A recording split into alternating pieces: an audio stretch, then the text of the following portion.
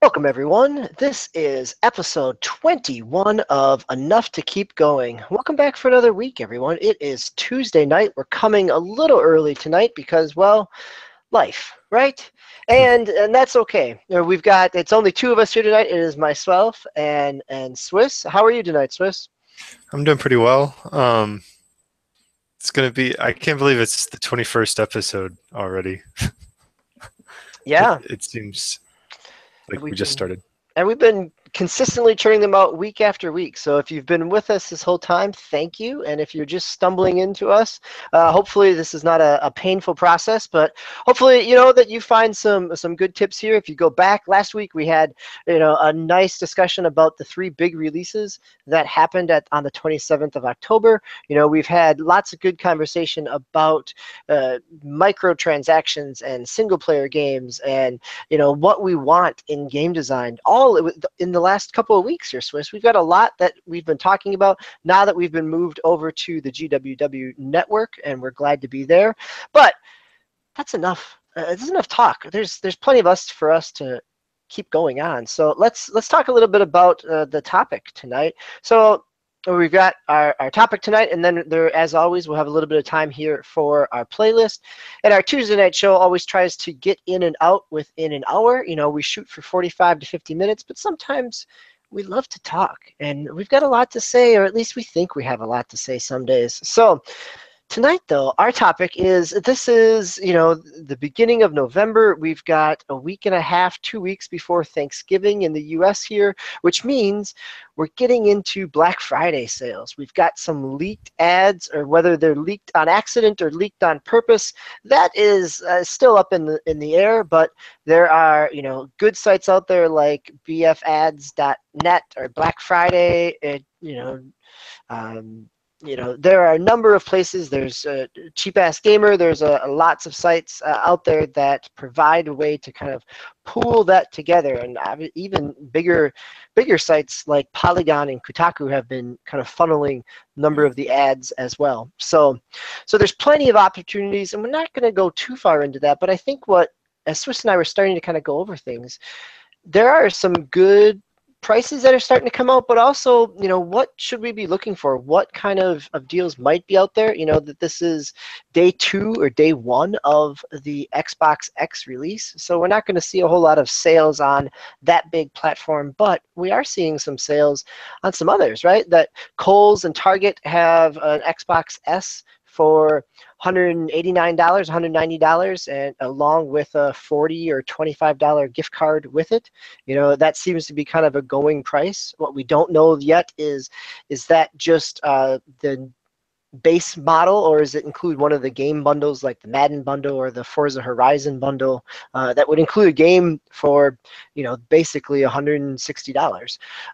It looks like the PS4 Slim has been going Yeah, for around about $200. 200. And that's the Yep. 1 terabyte model, so that's pretty good. I did see one co that was bundling that with 2 games. That I have not seen yet. So Let's see. that makes I have sense. So to last Black Friday or last jump Cyber through. Monday, I picked up the Uncharted 4 bundle and Call of Duty Infinite Warfare for $225, but that was only the 500 gigabyte model. So I think another hardware piece that looks to be showing up is there's a couple sites, Target and Shopko, and probably some others will follow suit, but the standalone PSVR headset is clocking in at $200, $199, which is the lowest. Really? I didn't see that yet. That Yep, sounds that is a doorbuster for Target, and there's a regional out here in the Midwest called Shopko, which is another department store that has the PS. So I'm going to guess that there's going to be others, whether that's GameStop that also picks it up. I could certainly see Walmart doing it if Target's doing it. But again, that is only the headset. So you're clocking in with another $50 for the camera and potentially another $50 for the Move controllers. But still, that's the lowest price that we've seen so far in the last year for PSVR. So I'm thinking of other hardware deals. There is the Nintendo 2DS Zelda bundle, the little, the little cheese wedge doorstop 2DS that's green and yellow, or that comes with Ocarina of Time. Um, $80, I think. Yep. I saw at Target. That looks about right. Yep, $80. So those seems to be kind of the current trends that we see within the initial leaks. We don't have Best Buy. We don't have Walmart. We don't have GameStop. In terms of places where you usually see some good gaming deals as well. So those will be coming. It looks like Best Buy is slated to be leaked, quote unquote, later this week, is what Forbes was saying. I like how it's slated to be leaked. Yeah, right? Like, they're planning for it to be leaked later this week. But, so I think, one of the things that I was surprised to not see yet, and maybe this is just me personally because I'm in the market for thinking about it, is it's been a year out from the PlayStation 4 Pro launch, and we're not seeing any type of discount or even the same price with a bundle. And are you surprised at that, Swiss? Do you feel like that makes sense because of Sony's strength in the market, or the fact that they're still $100 less than the X, so they don't really have to, compete? That might play into it. I was more like this kind of segues into it, but my first impression when I saw some of these deals was that it's a good time to be buying if you don't have a 4K TV. Those are Xbox One S or PlayStation, Slim, the 1 terabyte model. Focus has been on, and it's because it feels like this year, 2017, is the year of the 4K console in a way. Those are going to be, I don't want to say it's the last generation, but early systems, and so I guess maybe they're putting their eggs in the basket of PSVR as far as the Pro is concerned, but I'm not really that surprised. If it feels like it's still kind of early yet for something like that discount in price. Yeah, I think that makes sense. I think about last generation, it was 2011, I think, is the first time that we saw PlayStation 3 dip below $200 at the $199 price point. That did come bundled with a couple of games at that stage, but that was the first time that it hit that kind of magical market price of sub 200. And that was the 5 years after the release of the initial console. So they certainly could hold on to their price point longer if they need to. Yeah, and I think, like you said, the fact that the Xbox One X just came out and still $100 cheaper is they don't have to slash the price, and they still look like moms and dads out there that may not be super in touch with the industry. You get 2 possible 4K systems, and one's $100 cheaper as much more popular as far as this current generation goes, with like the foothold and the foothold in how homes right now. So it's just they're in a good spot, I think. Yeah, I think you're right, and I think for price conscious consumers, it makes a whole lot of sense for both consoles now to be in that sub 200 market, and it'll be interesting to see if, like you said, if there are both PS4s that are bundled with a game or two, or Xbox S's that come in those game bundles, and if that makes a value for one versus the other a little stronger of that. What once was a very common practice of a pack-in game, right, is where that value proposition is for new consumers.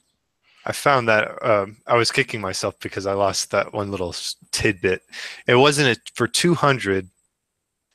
You don't get games bundled. It was $290 with the PS4 1 terabyte, but you get some late releases. So Destiny 2 and Call of Duty World War II. So $290 gets you 2 new releases and a PS4 to play. That's not bad. No, that's not bad. And I think there's even, there's some sales going on right now with the S that are pretty solid as well. So there's both at GameStop and at Best Buy.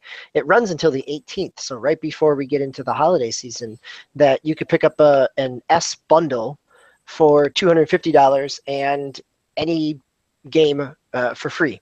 So you could pick up the Horizon bundle with the Hot Wheels DLC and still get a brand new release like Call of Duty World War II or the Madden bundle and pick up a new release. Like if you wait until the 17th, you could get Battlefront 2 as your package. So again, it brings that overall price of the console and game bundle right around that $200.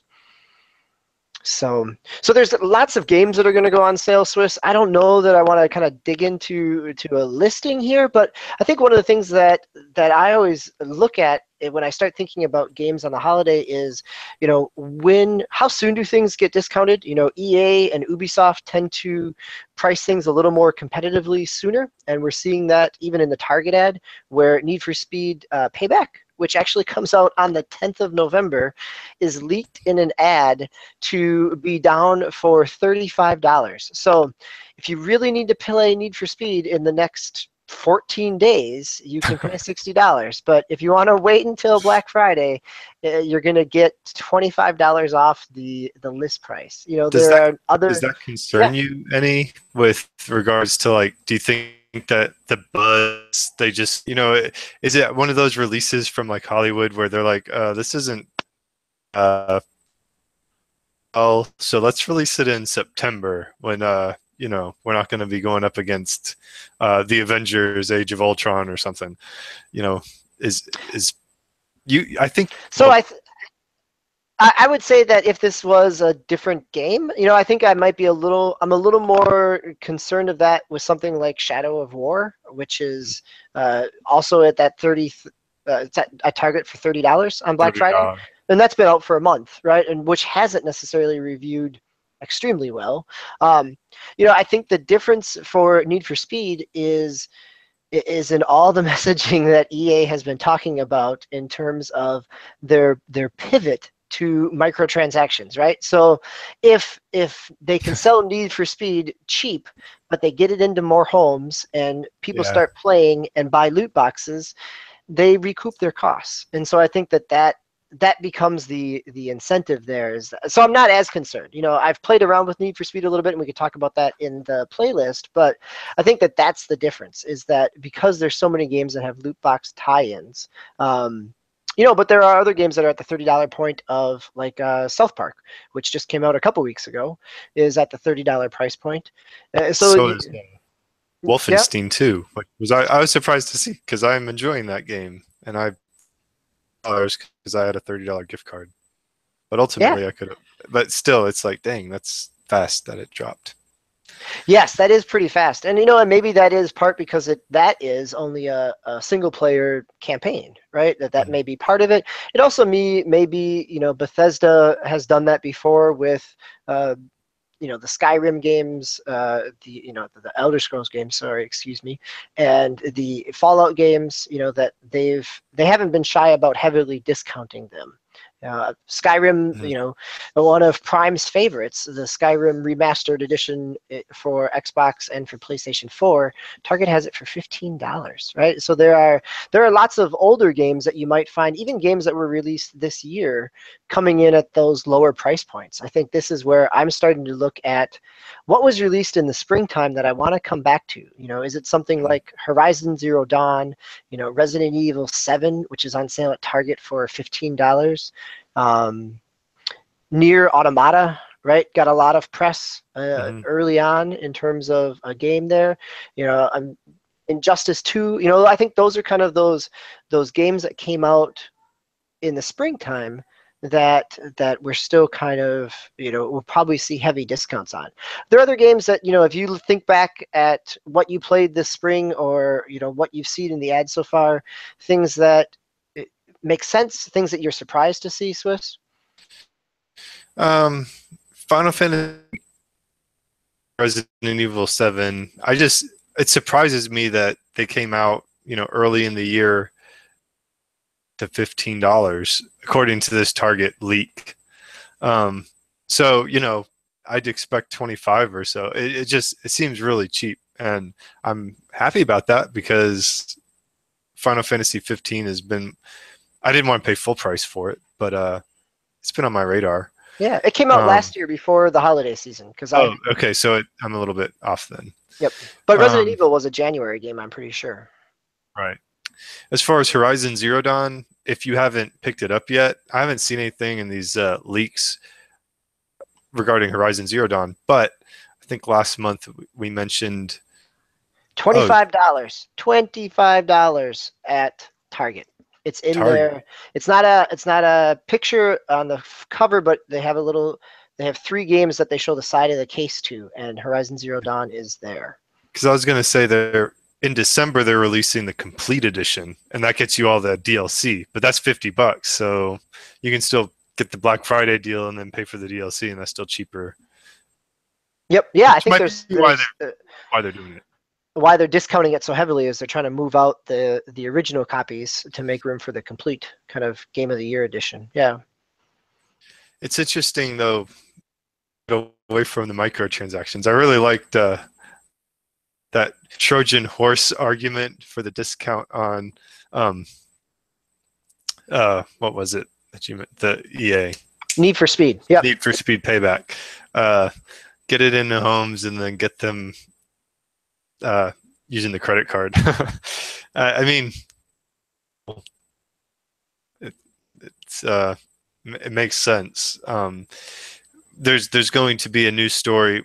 We had actually kind of touched on this when we were scoping out the argument, but Runic Studios was shut down this week. The parent company announced it, and and this is the developer that made Torchlight and Torchlight 2. So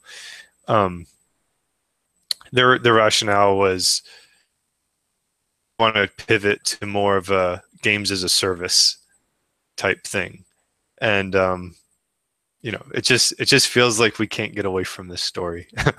And even when we're looking at Black Friday deals, the specter overshadows the Target page. So yes, very much so. It's interesting. Yeah, I think that's very true, right? I think if I look at that page, there's not a big fall release that is spared from the discount, right? Assassin's Creed Origin, which I've been enjoying and playing, is $35. Destiny looks like it's clocking in around $30. So there's the only one that really is probably going to be saved from this heavy price discount is Battlefront 2, because it comes out a week beforehand. And even that, EA has already gone on record and said that a successful strategy in the past has been to discount their Star Wars games around the release of a Star Wars movie. So they're already kind of telegraphing that come the middle of December, when The Last Jedi comes out, we could see a price discount here for Battlefront within a month of its release. Again, a game that has been knocked for its heavy use of loot boxes. I'm trying to think, are there other games in the, other than sports games, other things that have come out in the year that are kind of on your radar for what you're looking for in terms of a deal? Most of them revolve around Nintendo games, and I have not seen Nintendo price drops in any of these, or much. I think you've probably got a little bit more of a thorough. So on the Target ad, there's some $25 3DS games, right? And so you're going to get some games that have come out before, like Pokemon and Yoshi and Kirby and Super Mario Maker. Some of those were last year's games. The Kohl's ad has $9 or $10 copies of Pokemon Sun and Moon. So again, it's a 2-year-old game, but is it 2 years or is it just last year that Sun and Moon was? I think it was just last year. Wow. So $9 for Sun and Moon at Kohl's is a pretty steep discount. But what we're not seeing, just like I think along the same lines as the PS4 Pro and Xbox One, is we're not seeing the games that are in demand on Nintendo's platform, right? We're not seeing discounts on Switches, and we're not seeing any first-party sales that I've seen. I want to see Mario Kart 8 Deluxe. And I want to see discounts on Joy-Cons and wireless Pro controllers, which we're not going to see that. But No. You might see that's a new color and a new, skin for Nintendo to charge you $80 on, but you're not going to get a discount. What? This is Nintendo we're talking about. well, you asked me what I would to see. That's true. So here's the business thing that I have been coming back to thinking about Nintendo as I don't think we're going to see a whole lot of discounts because we barely ever see discounts in Nintendo games. They just hold their value, and Nintendo has gone on record saying that they don't want to discount it more. They came out with the release when they released the press release for the Zelda Explorers Edition, right? So this is the Zelda Breath of the Wild for Switch. It comes with a map and a 100-page guide, and it's not on sale, but it's just a rebundling of the game for $60. That to them, they don't want to provide a lower price that then may mean that the game experience is less, or that the quality or the fun to be had is less. But so tell me if this makes sense. ARMS.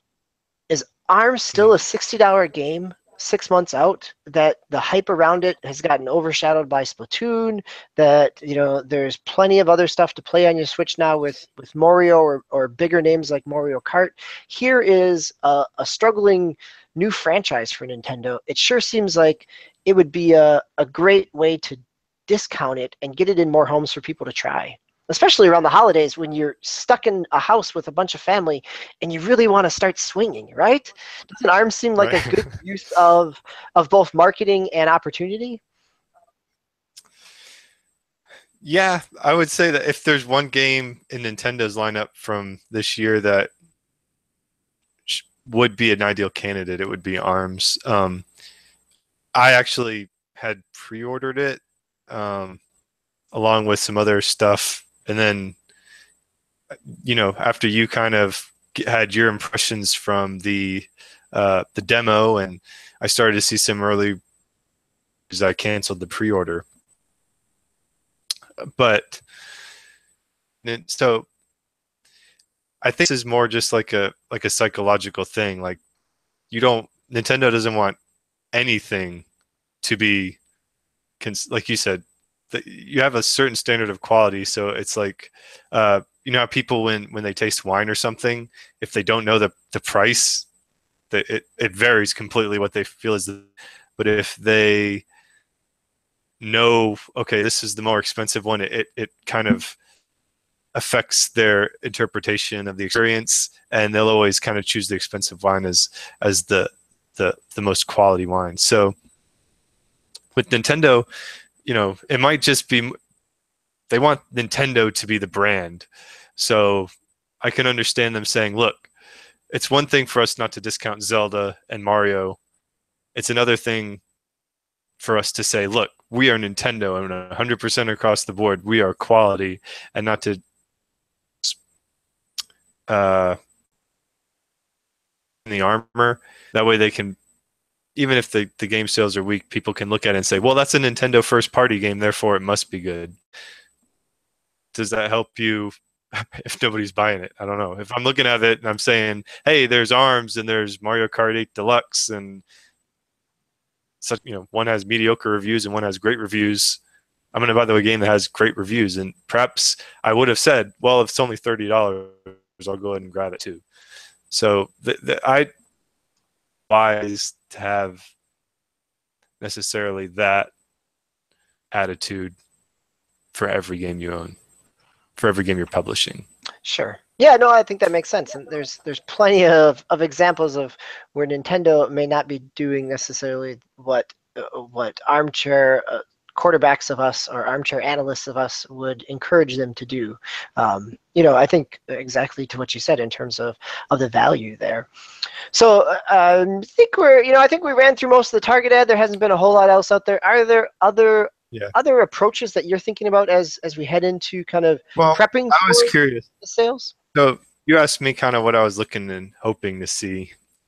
As you're looking ahead and formulating your holiday purchasing strategy, I was kind of curious, do you scout things for yourself, or do you look at Are you scouting for your children or your family members? Or are you scouting for yourself via your family members? That is, are you saying, I want this game, but I think I can justify giving it to my son?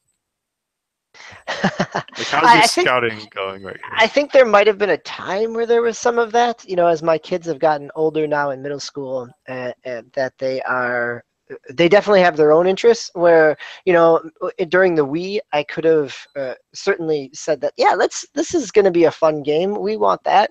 But truthfully, my kids were always big Nintendo people. And so there were not many opportunities where I think I purchased something for them just as much as I think maybe Smash Brothers, Super Smash Brawl is probably an example of where it seemed like it was a good buy for all of us to play together. I think that but in terms of holiday times, they've usually had their minds made up about things, whether it's the 3DS and Mario 3D Land, or when they were looking for when they saved up money for Mario 3D World.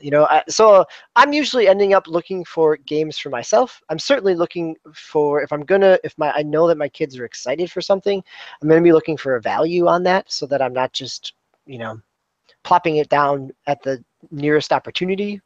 So that I want to make sure I'm getting the most value or most money I can back. And sometimes I'm also one who has flipped games, who has played games for a little while and sold them again when I knew that their price would be, kind of sustained. And so I might also be looking for things that might have a lower price but could be turned around and sold again. Something like Destiny 2 at $30. You might be able to turn around and sell it again for $30 after you've played it for a little while. So are there things that are in that price point? So those are the things I'm looking for. Mainly, what I'm looking for is I love to try to get a value out of something, right? Over the course of last Black Friday and holiday shopping, my average price per game ended up around like $18, and I could find different discounts and things like that. So that's how I'm approaching it. But you've got Mario Odyssey waiting as a Christmas present. So how are Yeah. you approaching it? Are you looking for other gifts for your kids that are also things that you want to tuck under the tree as well? Well, it's kind of a mix for me. So, games that I've got my eye on just purely for me, and I need to make sure I drop the right hints to the right people to to make that work. Or if Santa Claus decides to bring it to me, we can be more assertive in that approach. Uh, but there are some games that I have one in particular, so maybe I can get your opinion on this. The husband. Okay. Um, so my wife, she's not really a big gamer, and Breath of the Wild, she's like majorly hooked on. Is this an opportunity for me to get her Skyrim when it releases on the Switch? But then, I can play it. Impetus of my question. So I am going to say it depends on what type of um, fiction your wife enjoys. So I think because Skyrim is a little darker fantasy, maybe a little more high fantasy, where Zelda is a little more cartoony, both in its art design. I think gameplay-wise, you could make a parallel there relatively strongly. I think in the world, both in the world design and kind of the whimsy of the characters, Skyrim is a whole lot more self-serious than Zelda, and so that would be the caveat that I would uh, hesitate on. Hesitation. um, another Skyrim is going to be under the Christmas tree. There you But, go. Well, there's nothing wrong with picking something up for yourself. No, but you might have just talked me off the ledge here.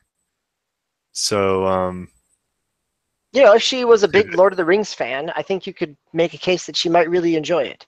actually, the when she watches me play Horizon Zero Dawn,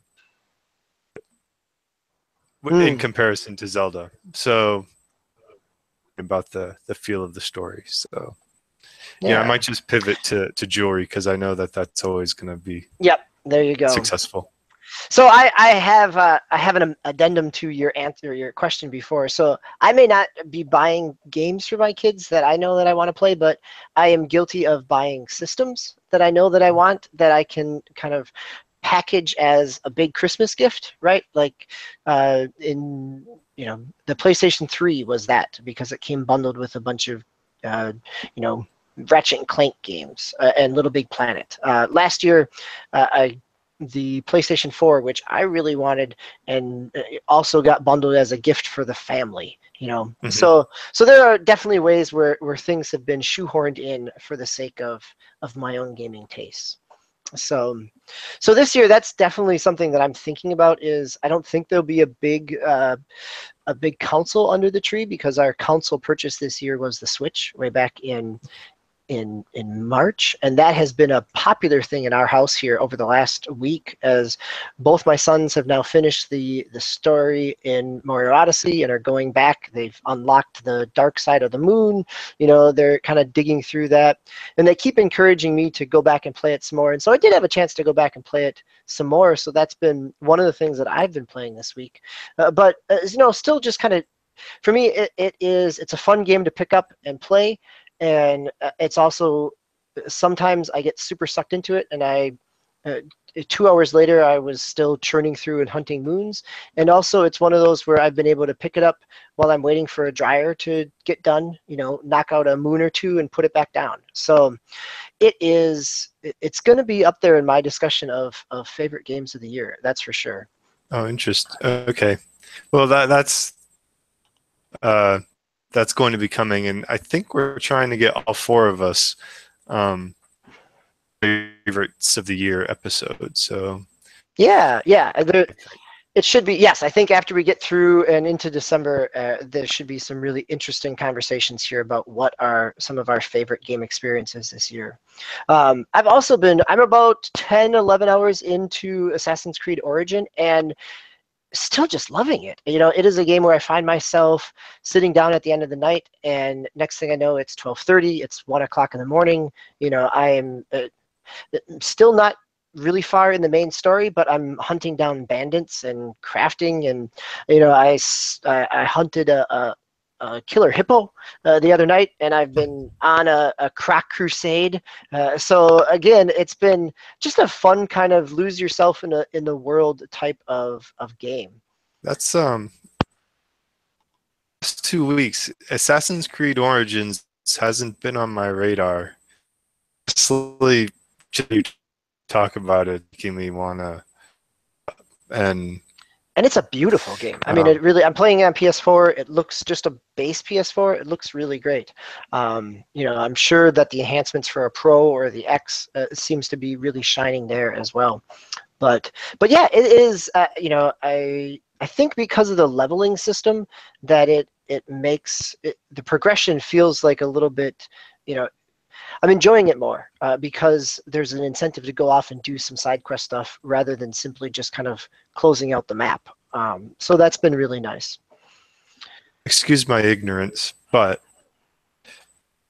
is it to have played franchise before jumping into Origins? Like, what do they assume with regards Nothing. to? Nothing, which is Okay. probably the smartest thing for them to do, is because it's an Origins. The only thing it really is that it starts off really slow. You start off back in ancient Egypt. There's not this big conspiracy. It isn't until probably 3 hours in, that 4 hours in, maybe depending on how you play it, that you get bumped back out of the Animus and even realize that you are in the Animus. And even then, it's very minimal. And so if you really want to dive into Assassin's Creed lore, it's there. There are files on a laptop computer that you can dig through that connect this to Watch Dogs and connect it to the movie and connect it to all kinds of stuff. So there's lore there for people that want to go into it.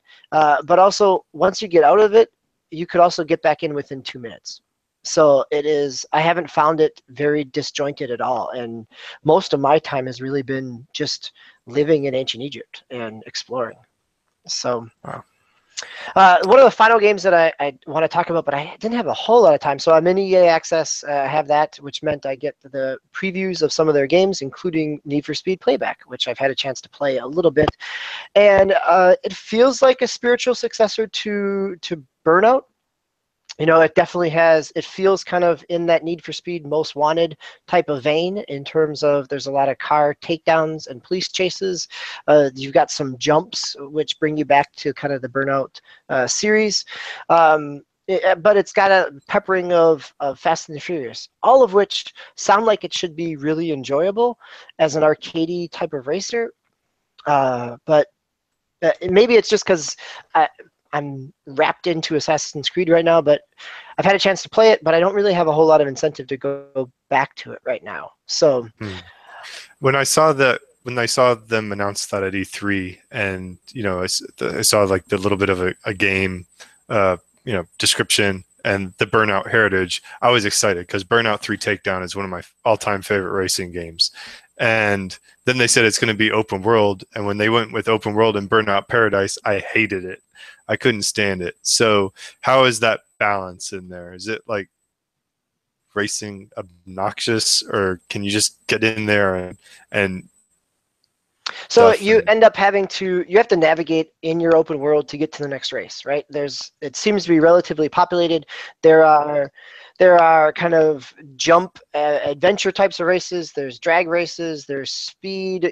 There's a standard kind of multi-car race as well. And then you've got there are side missions that give you leveling up of experience and things like that. And then you have story missions around certain heists of cars and unlocking different characters. This is multiple characters. There's a lot going on. I think if you were looking to move from one race to the other within a menu system, this is not the game for you, right? I think, one of the things I loved about Forza 7 this year was the sheer simplicity of, I want to go to the next race, so I choose it on the menu and it loads up and I go to the next race. I don't have to drive around and get lost in my mini map or get off the side of the road and figure out where I'm going. It was very straightforward. And I think that is also probably why I don't have a whole lot of incentive to go back, is because Forza 7 really clicked for me this year, in part because it was just simply about knowing your lines. Yeah, it understood it's a racer, and it's going to maximize that experience and not try to, pretend to be, I don't know, Grand Theft Auto. Yes. Yep. Just with I mean, and I think the other thing. So I also enjoyed the couple hours that I played of the 2015 Need for Speed, the one with the full motion video. It was cheesy as all heck, but one of the things that it did do is that it had a really unique kind of film grain graphic style to it that made it feel a little more realistic.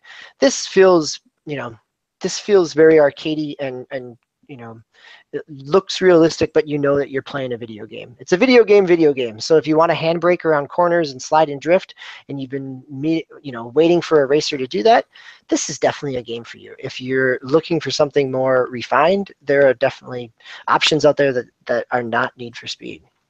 Yeah. So that's my list, but I'm gonna, we're closing in on our hour mark here, so I want to give you a chance, Swiss, to talk through. You've got. Have you been going back to one of the big three from last week? Did you get a chance to play some more Wolfenstein? I have. I did play a little bit more Wolfenstein 2, the new Colossus, and I'm still enjoying going back to it. So this is like, I'm the type of gamer that kind of gets a few games and I stick with them for several weeks straight. So this is definitely in my rotation, and I don't anticipate it leaving my rotation. One thing that was a little bit different for me this time was that I kind of got through some levels, and then I get to the U-boat, and it's kind of like your base. And now I'm doing little missions where I'm like kind of just exploring the U-boat and talking to certain people. So the pace has slowed down, and they're getting ready. I have a feeling it's going to have that sort of rhythm where you go through a few missions and then they kind of catches its breath a little bit. But yeah, I'm still loving the fact that I can make strategic choices affecting the gameplay, and I'm enjoying it. And for $30 at the end of the month, I advise. I would recommend picking it up. But beyond that, I don't have much more to add from last week yet. The other game I've been playing is more Zelda. Unfortunately for my family, our left Joy-Con has developed where if you're pushing forward on the Joy-Con, like go, Link still kind of walks slowly forward. Like it's still registering there's a slight press on the Joy-Con. So I call Nintendo and they're going, so right now we're switchless, and my whole family's kind of going through withdrawals here. So it's maybe I'll start playing a little bit of Fire Emblem again or something. You might see some 3DS games next week, but we'll see. So do you have an anticipated timeline of return for that? Do they give you? Didn't tell me. I got a free shipping label, so I dropped it off at the UPS drop off today, and I hopefully it'll be a day or two where they fix it and then it's overnight shipped back. So hopefully I can have it within a week. But it's not worth it for me to go out and buy another set of Joy-Cons to continue playing. But so is this the time when you convince your wife that you need a Pro controller to keep going and playing? Considered that, but everyone, including me, in tablet mode. Nobody plays it on the dock. Just because we're playing that while the younger kids are watching, Bubble Guppies or whatever. It's a nice way we can split things up. But I prefer it in tablet mode. So, back when I first bought the Switch, I was looking at Christmas gift for myself as the Pro controller, and if I do see a discount, I might still jump into that. But right now, take a few days break.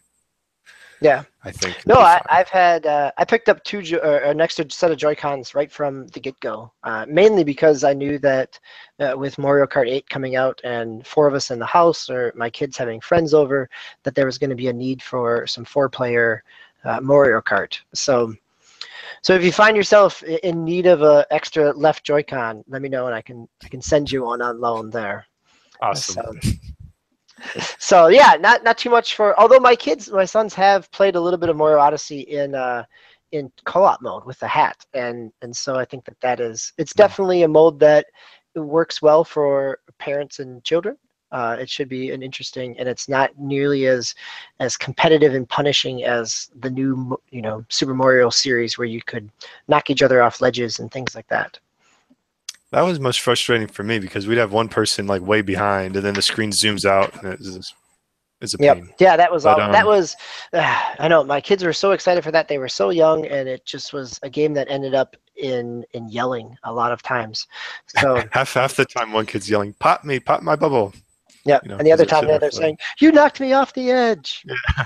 Yes, that game was good, and adults did the same thing. That we would play together, and everybody, it was knocking people off ledges, and it was competitive. It was a competitive, non-competitive game. So, Swiss, do you have any other games that you've been playing this week, or other notes before we wrap this show up? No. Thursday night we'll have the E2KG and 30, where we talk about our favorite news items for the week, and I might get a little bit into more of the Runic. That's probably going to come up, but I don't know who's going to be on with me. Prime or Zeus, I think. And yeah, we will see. But if you tune in, there will be a show on Thursday night. Yes. So.